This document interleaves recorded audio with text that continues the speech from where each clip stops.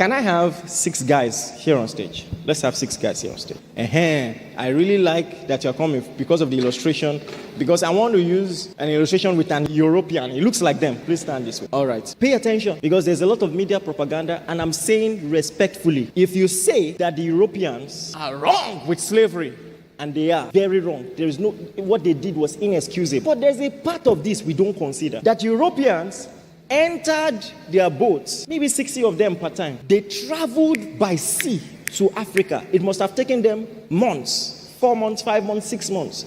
Imagine how exhausted they would have been. They might have even contracted, some infection on the way, all these kind of things.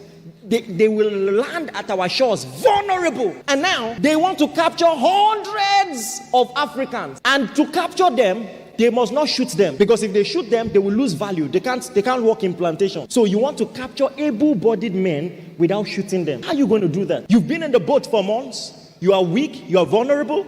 You want to capture people, take them to the boats. There are just 60 of you. You want to capture hundreds of them. Take them to the boats and do that successfully. Let me tell you the parts in the history that is missing.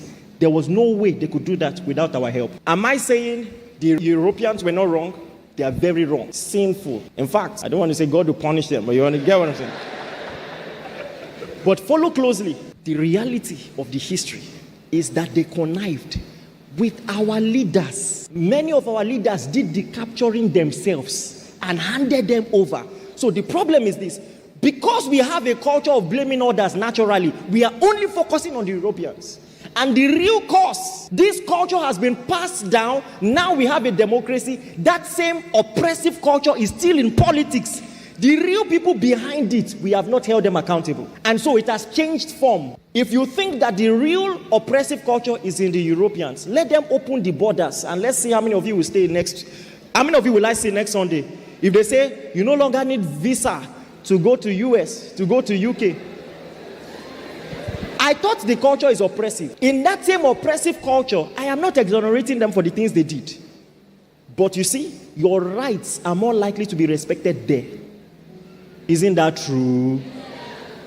So it tells you the real oppressive culture is here. We are the ones who don't know how to value a common man. Give him rights. We plan only for the rich. We have no structure for the vulnerable. And by the way, there are spiritual consequences to any nation that does that. Of all the appellations of God, he introduces himself as the father of orphans, the husband of widows. If you treat the vulnerable poorly in any nation, that nation will scarcely prosper. And I'm putting it mildly. Thank you very much. Thank you very much.